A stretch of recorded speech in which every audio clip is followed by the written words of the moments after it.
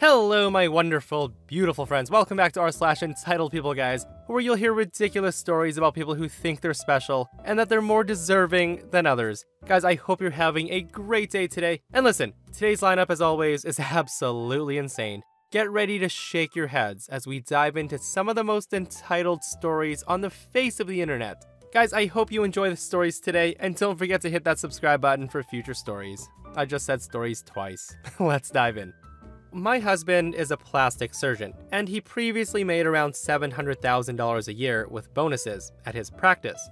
Now, he was recently let go, due to COVID reducing the number of patients coming in. My husband is also a doctor, and has only been able to find general practice work. His highest offer has been $270,000, and he's considering accepting the offer.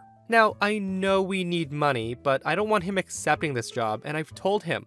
I don't want him getting used to working a low-salary job and becoming comfortable and not working hard to get back up to the mid-$600,000 that we're used to. My husband used to give me a $10,000 a month allowance, which has now been slashed to $3,000. I haven't bought an expensive purse in a long time for the fear of us running low on finances, and my monthly shopping has been reduced significantly. Now, I know he might recover, but he might not recover due to the pandemic, and I also know my worth and what I'm accustomed to. I just feel terrible, thinking he's taking almost a 50% pay cut. Now, I know there's other men at his old practice that make more than $500,000 a year, and there's no reason that I can't get one of those men. We don't have kids, and I don't want to settle for some guy with mediocre ambitions when there's plenty of men out there who make millions a year, who would be glad to have me as a wife. Now, I'm afraid if I leave him too soon that I might find myself in an even more difficult place. Please advise.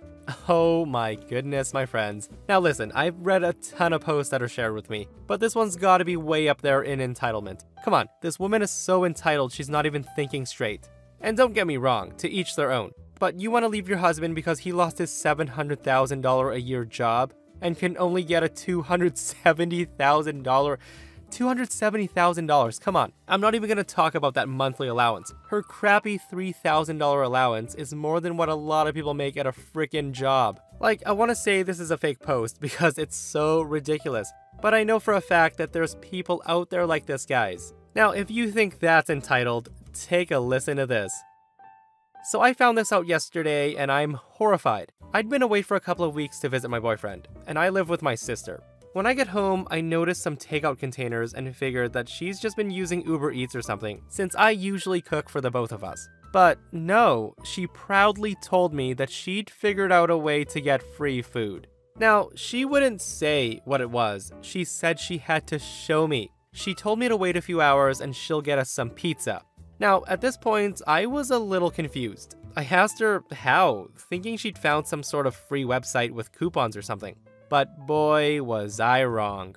So a couple of hours later, the doorbell rings. It's a guy with a pizza. Their interaction was weird, like they seemed to know each other, but they didn't, and I could see he was trying to come inside. I then hear my sister say, "Let me just put that down. Wait right here." And then she took the pizza and said, "Hey, thanks for the free meal," and slammed the door on him. My sister burst out laughing as I was standing there shocked. She explained that she matches with guys on Tinder, they flirt, and she invites them over to hook up, and then asked if they can bring something to eat. She then does the routine I just watched. My sister literally thinks that she's entitled to free food from these men because, quote, "they would have had to take me out to a restaurant and pay for me anyway. This way, I don't have to go anywhere." Now, I was blown away, and the more time passes, the more freaked out I am thinking about it. To her, this is a clever, hilarious ruse, but to me, it's terrifying. That guy kept knocking on the door and shouting outside for a couple of minutes before my sister opened the window and said, "If you don't leave right now, I'm calling the police on you." He then left. Now, it's only a matter of time before she pisses off the wrong person. There's now who knows how many random men who have a good reason to be pissed off with her and know where we live. She could get herself or both of us robbed, or even worse. Guys, I am absolutely speechless at this. This person says, "One day, one of these guys is going to be patiently waiting for her outside with a plan to do her some kind of harm. If you're sisters, it's likely you resemble each other, and she's also putting you at risk. Tell her to stop or you'll move out and call your parents." Listen guys, the only times where it's okay to tattle on your siblings is if they're doing something ridiculous like this. Jokes aside though, the best thing OP can do right now is find her Tinder profile, report it, and get her banned. And then install cameras around the home and give your entitled sister a few smacks in the face, because if you don't, someone else might. So last weekend, my friends and I decided to go camping for a break. There were 7 of us planning to go, and 3 of them had kids and were keen for a break. A few hours before we were set to head off on Friday, one of my friends says that she's unable to find someone to look after her 9-year-old, and says she's bringing him. Now, we weren't particularly keen on that, but we felt bad saying that she can't come, so we just let her bring her son. So to avoid everybody bringing a car, we take 2, and agree that whoever's in each car will split the cost of gas. She decides to bring her own car with just her and her son. This becomes relevant later. Now, we had never met her son, but we learned very quickly that he's spoiled and, quite frankly, a nightmare to be around, because she lets him do whatever he wants. From here on out, I'll refer to her as Karen and him as Stupid Kid. So here's a few examples of the crap she pulled. She lets him eat almost exclusively cereal, chips, and chicken nuggets. He has a tantrum if you offer him anything outside of that, so we learned very quickly to not try to get a real meal for him. We spent the day at the lake. She had his chips and nuggets ready, but he decides he wants cereal for lunch. She wanted us all to go leave to buy milk for her, because we obviously didn't bring milk to the lake. When we say no, Stupid Kid starts screaming, and then she yells over him, "Look what you've done. Do you want to ruin this trip?" So when she sees that we're still not getting milk for her, she runs to her car and drives off, leaving us with her son who's still screaming. Now, she's gone for over an hour, and then comes back with milk and says, "Sorry, I had to take a break from your negative attitudes." He picks up on those vibes, and that's why he's been screaming. She then demands that we split the cost of her gas for going out to get the milk, saying, "If you guys had just been more prepared for this trip, I wouldn't have had to go drive all that way to get milk." We all just said no and got into our cars. Now, I have issues which I take medication for, morning and night. The kid wanted to play with them because they're different colors and shapes. I had brought them in my weekly packs, so they were all separated by day, and I guess he thought they were candy or toys or I don't know. I explained to him that these were dangerous, they're not candy, and that it was important medicine. I didn't trust him to not try and grab them, so I moved them from my bag to the car. That night, I went to grab my meds and couldn't find them. I asked around and everybody says that Karen had been in my car last night, so I went to ask her if she moved or saw them. She and her son are on a mat, and I'm horrified to see that he's playing with all of my pills. I rush over and take them all, asking her what the hell she's doing. She just says, "He wanted to play with them. He knows not to eat them. I'm right here." I take them all and tell her that there's something wrong with her, and if she thinks letting her kid play with my medication is no big deal, then this is definitely gonna be an issue. He then starts screaming that he wants them back, and she tries to pull them off me and starts yelling that I'm evil and trying to take the fun away from her son. So I push her off me, and they're both on the mat screaming, while I thank God that this was our last night there, so I didn't have to suffer much longer. We had agreed to stay at a campsite in our tents. We had 2 tents big enough for all of us and figured it was cheaper to just share tents and cook food over a little gas stove. Karen decides to rent a little campsite unit because they come with a small oven and her kid only likes frozen chicken nuggets oven baked, not pan fried. We told her that's a lot of money to just bake his chicken nuggets, and she said, "Oh, that's fine. Just add it to the cost that we're splitting." Excuse me? We all sat there baffled. None of us had spent any time in the unit or used the facilities it had, so we don't understand why she thinks that we should split it. So we all refused to split it at the reception, and she lost it, saying that we should have known that she needs units for her and her kid. We refused to pay and walked out, while she cried at the reception until they told her to pay or they'd call the police. And on top of that all, after we get home, she emails us an invoice with all the money we owed her. So because we had to split the cost of food, gas, and accommodation, she had decided that her cost too should be split, and also split the cost of her son's food, the unit she stayed in, and the gas that she'd used, and a fee that she claimed, quote, would show that we were remorseful for the way we acted. So I emailed her back and told her that I wouldn't be paying her a cent, and as far as I'm concerned, our friendship is over. The other said something similar. So what does she do? She gets on Facebook saying that she's glad she cut ties with a group of people who hate kids. Now, I used to be confused as to how she was single, as she's quite attractive and lovely, or so I thought. I always thought her husband was insane for leaving her, and now I know that he was saving himself.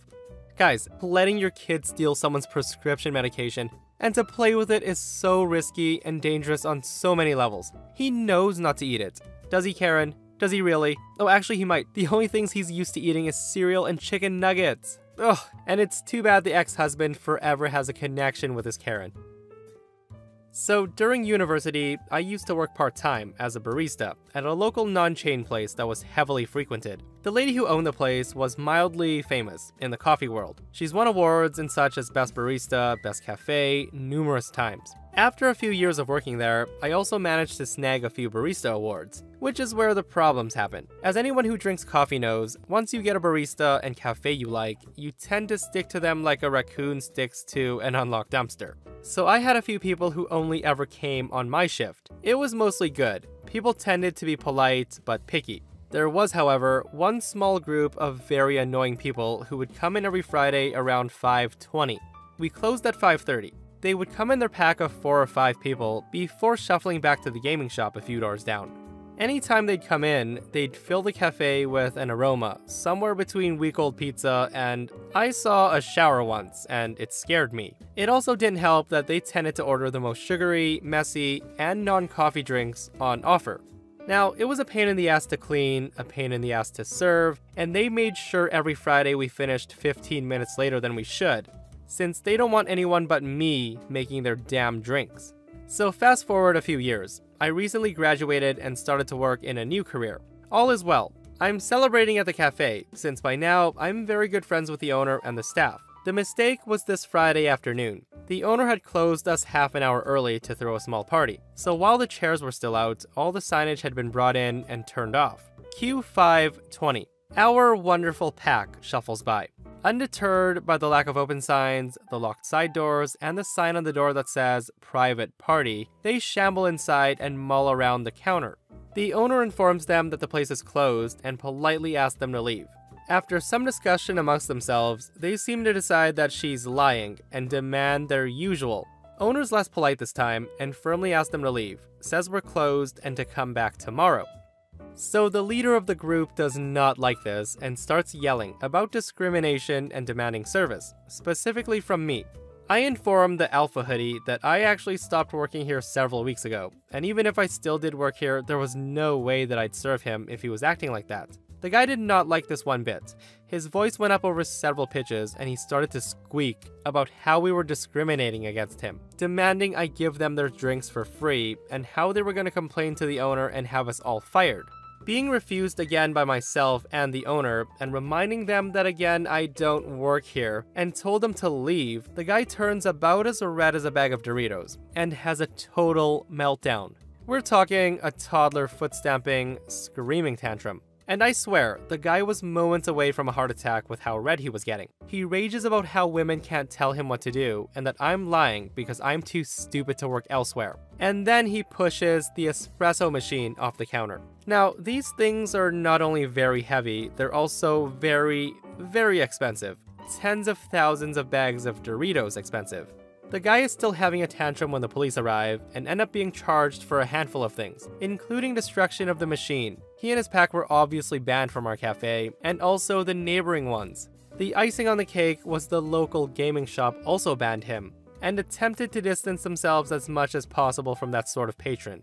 So going through the comments, OP comes out and says that the machine costs somewhere between $13,000 to $14,000 for that espresso machine. What an entitled idiot. Who throws a tantrum and then body checks a freaking espresso machine off the counter? Now, I know some people do need their caffeine fix, but this is definitely uncalled for, sir. You didn't need to body check that machine. So I was playing some Rainbow Six Siege, and I met this 12-year-old kid. After the game, he invites me to a 1v1. I agreed, and the game was on. Now, I'm okay at Siege. I'm around Platinum 3, and he was maybe Silver or something. So for me, it was a pretty easy game. So this kid was trash-talking the whole time, like, yeah bro, you suck. And, you know, the typical kid trash talk. The real story begins when he starts using swear words. The kid says, F you man, stop killing me. Now, there was silence as I heard his mom or someone in the back screaming. All of a sudden, she gets on the mic on his side and says, "Hey, why are you swearing at my son?" I told her, "What? I haven't been swearing at your son." She then says, "Well, I just heard you say, 'frick you,' to my son." I told her I didn't. Now me, baffled that this is happening, said, it's kind of the point of the game to kill an opponent. The mom then says, "I want you to stop. Let him win a few rounds." Yeah, no, that's not gonna happen, lady. She then threatens to call the cops for assault, and I told her, "Good luck, ma'am." So at this point, she asked me where I live, and I tell her that I live in Sweden, which I do. She then tells me, "Don't you dare lie to me. How would you be all the way in Sweden and playing with someone from America?" I told her, "Ma'am, why would I lie to you?" She says, "Why would you not lie to me? You obviously don't want the police coming to your house. What's your address?" I then give her the address of the Swedish parliament. And then there was silence for a while, and then she says, "So now I've called the police, and they're on their way." I told her, "Sweet, I'll be here waiting for them." "Good, I hope you enjoy jail." I tell her that, yeah, I'm sure I will. Well, goodbye. I'd better get dressed for when the police show up. I then left the game and went to sleep. For what I know, the police have not shown up yet. Guys, I sure hope she didn't really make that call, because the 911 dispatcher would have probably been upset at the whole situation. 911, what's your emergency? This guy keeps trying to kill my son in a video game. I'm pretty sure they just hang up at that point. Guys, and that, my friends, brings us to another end of our /entitled We survived another one. If you guys enjoyed the stories today, do give it a thumbs up. And if you missed the last episode of our /entitled People, I will link it right here. A mom spends over 10 years of child support, which equates to over $250,000 on herself. She spends it on herself, guys. Way to go, mom. If you missed that one, go check it out, and I'll see you guys in the next one. I love you.